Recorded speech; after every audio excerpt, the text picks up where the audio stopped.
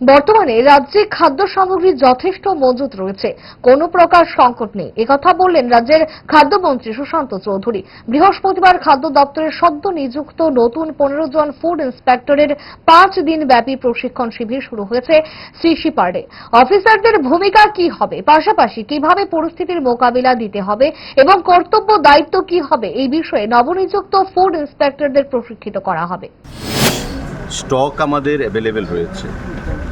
বর্তমানে বিভিন্ন খাদ্যশস্যের যা স্টক ত্রিপুরাতে রয়েছে সেটা স্যাটিসফ্যাক্টরি, এবং এখন পর্যন্ত কোনো ধরনের ক্রাইসিস কোনো অ্যাঙ্গেল থেকে আমাদের নজরে আসেনি বা কোনো কমপ্লেন আসেনি।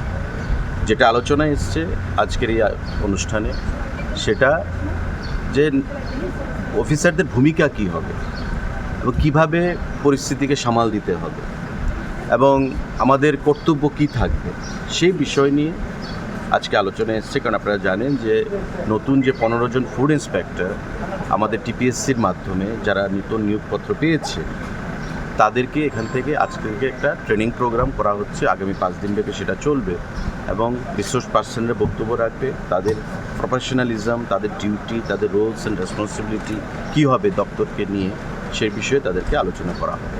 তো আজকে এই বিষয়ে আলোচনা হয়েছে।